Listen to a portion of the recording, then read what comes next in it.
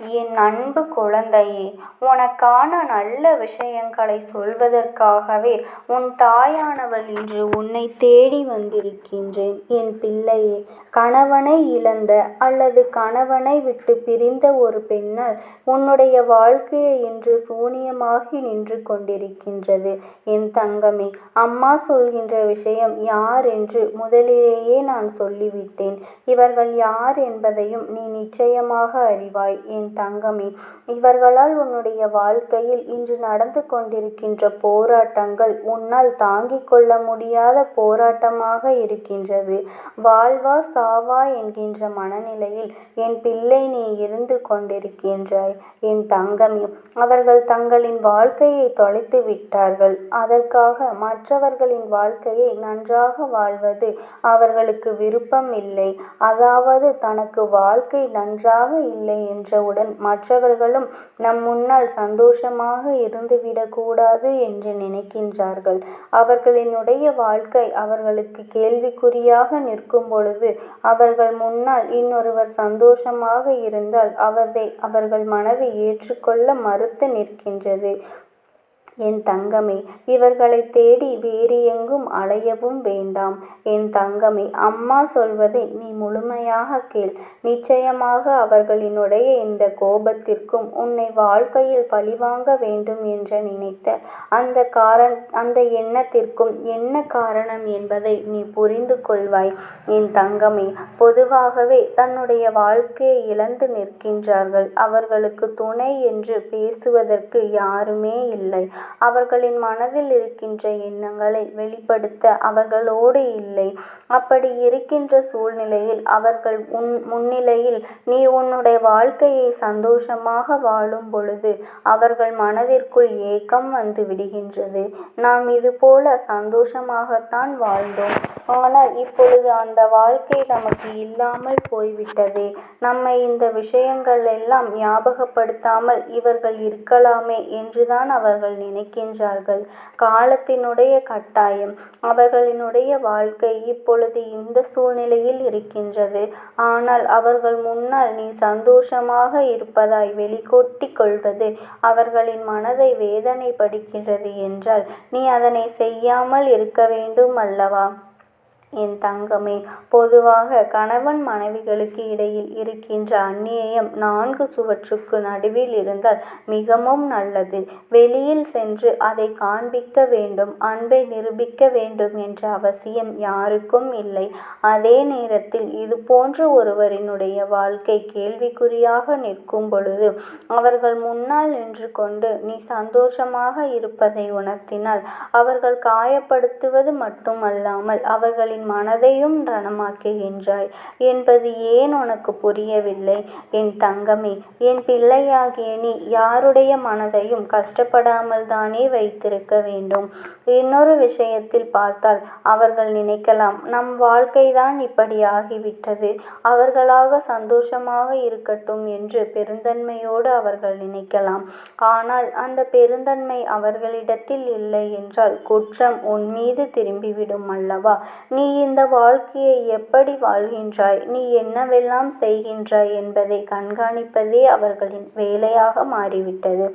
அது மட்டுமல்லாமல் எங்கு செல்கின்றாய், என்னவென்றாம் செய்கின்றாய் என்று எப்பொழுதும் உன்னை பற்றியே நீ என்ன செய்கின்றாய் என்பதை கண்டுபிடித்து மற்றவர்களிடம் சொல்லி உனக்கு ஆணையச்சுகளையும் பேச்சுகளையும் வாங்கி தருவதிலேயே அவர்களின் நேரத்தை பெரிதாக செலவிட்டு வருகின்றார்கள். என் குழந்தையே, இவை எல்லாவற்றிற்கும் அடிப்படை காரணம் என்ன தெரியுமா? கணவனை இழந்தவர்களுக்கு நீ உறுதுணையாக நல்ல நட்பாக இருந்திருப்பாய். ஆனால் நல்ல ஆறுதலாக இருந்திருப்பாய். ஆனால் இந்த பிரச்சனைகள் உன் வாழ்க்கையில் வராது. நீயோ அவர்களை ஒரு உறவாக மட்டும்தான் பார்த்தாயே தவிர ஒருபொழுதும் நட்பாகவோ ஆறுதலை கொடுக்கின்ற ஒரு உறவாகவோ பார்க்கவில்லை. அப்படி இருந்ததுதான் இன்று உன் வாழ்க்கையில் ஏற்படுத்துகின்ற இத்தனை பிரச்சனைகளுக்கும் காரணம் என்பதனை நீ முதலில் புரிந்து கொள்ள வேண்டும். என் தங்கமே, உன் வாழ்க்கையில் சில நேரங்கள் நீ சில நல்ல விஷயங்கள் நடப்பதற்கு இவர்களை காரணமாகவும் இருந்திருக்கின்றார்கள். உன்னுடைய சந்தோஷத்திற்கு இவர்கள் பெரிய துணையாக இருந்திருக்கின்றார்கள். ஆரம்பத்தில் உன்னுடைய வாழ்க்கை நீ நினைத்ததை அடைவதற்கு மிகப்பெரிய அளவில் உனக்கு ஒரு துணையாக இருந்திருக்கின்றார்கள். ஆனால் இன்று அவர்களின் வாழ்க்கை தலைகீழாக மாறிய பொழுது அவர்களுக்கு என்ன செய்வது என்றே தெரியவில்லை. மனதளவில் பாதிக்கப்பட்டதினாலே என்னவோ உன்னுடைய சந்தோஷத்தை அவர்கள் ஏற்கவில்லை. அவர்கள் இந்த வாழ்க்கையை இப்பொழுதே முடித்து கொள்ளலாம் என்று நினைத்த காலமும் ஒரு நாள் உண்டு.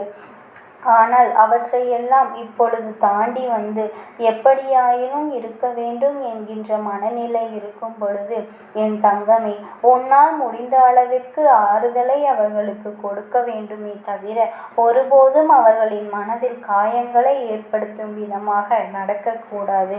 அதற்காக உன் அம்மா உன் துணையோடு உன்னை சிரிக்கவே கூடாது, சந்தோஷமாக இருக்கவே கூடாது என்று சொல்லவில்லை. அவர்கள் இருக்கின்ற இடத்தில் எந்தவிதமான சந்தோஷங்களும் மற்ற அன்பையும் வெளிக்காட்டுவதும் வேண்டாம் என்றுதான் நான் சொல்கின்றேன். அம்மா சொல்வது உனக்கு வேடிக்கையாக இருக்குமானால் உன் கண்களை மூடி ஒரு முறை சிந்தித்துப் பார். இப்பொழுது அவர்கள் இருக்கின்ற இடத்தில் நீ இருக்கின்றாய், நீ இருக்கின்ற இடத்தில் அவர்கள் இருக்கின்றார்கள் என்றால் ஒரு நிமிடம் சிந்தித்துப் பார். யாரும் இல்லாத ஒரு மனநிலை, சுற்றி நம்மோடு இருந்த உறவுகள் எல்லாம் இல்லாமல் சென்று தனிக்காட்டில் தவிக்க விட்டது போன்ற ஒரு உணர்வு. இப்படி இருக்கும்போது அவர்களுக்கு அதிகம் தேவைப்படுவது ஆறுதல் மட்டும்தான். அந்த ஆறுதல் அவர்களுக்கு கிடைக்கவில்லை என்றால் என்னுடைய எண்ணங்கள் மற்றவர்கள் மீது திரும்பத்தான் செய்யும். நம் மீது யாரெல்லாம் அக்கறை காட்டுகிறார்கள் என்பதை தேடி தேடி அவர்கள் பார்த்து கொண்டிருக்கின்ற நேரத்தில் அவர்களின் மனதை ரணமாக்கும் விதமாக இது போன்ற செயல்களை எல்லாம் நடந்துவிடக்கூடாது என்று நினைக்கின்றார்கள். என் தங்கமே, ஒரு பக்கம் அவர்களிடத்தில் இத்தனை நியாயங்கள் இருந்தாலும் என் குழந்தைக்கு வாழ்க்கையில் ஒரு மிகப்பெரிய சந்தோஷமே நம்முடைய துணையோடு இருக்கின்ற அந்த சந்தோஷம்தானே.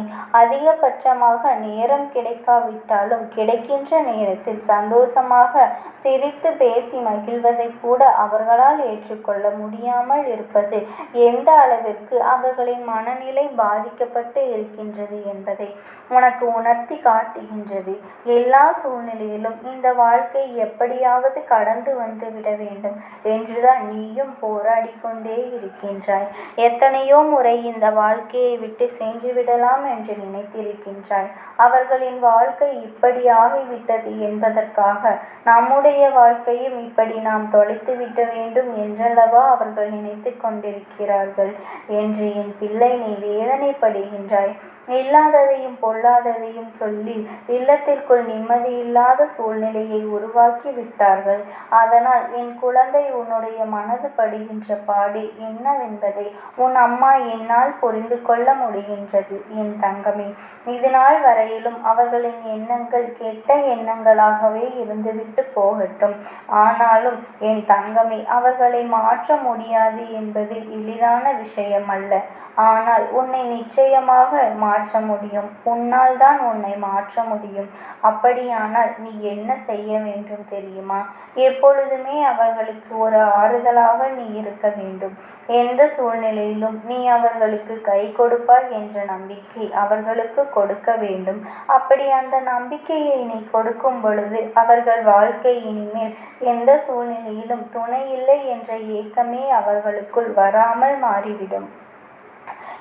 இந்த ஒரு மனநிலையை மட்டும் நீ அவர்களுக்கு கொடுப்பாயானால் அவர்கள் உன்னுடைய சந்தோஷத்தை கண்டு ஒரு நாளும் மனம் விரும்ப மாட்டார்கள். நமக்குத்தான் இந்த நிலைமை, நீயாவது சந்தோஷமாக இரு என்று மனதார சொல்வார்கள். அப்பேற்பட்ட சூழ்நிலை உன் வாழ்க்கையில் உனக்கு வர வேண்டும் என்றால் அது உன்னுடைய கையில்தான் இருக்கின்றது என்பதை நீ மறந்து விடாதே.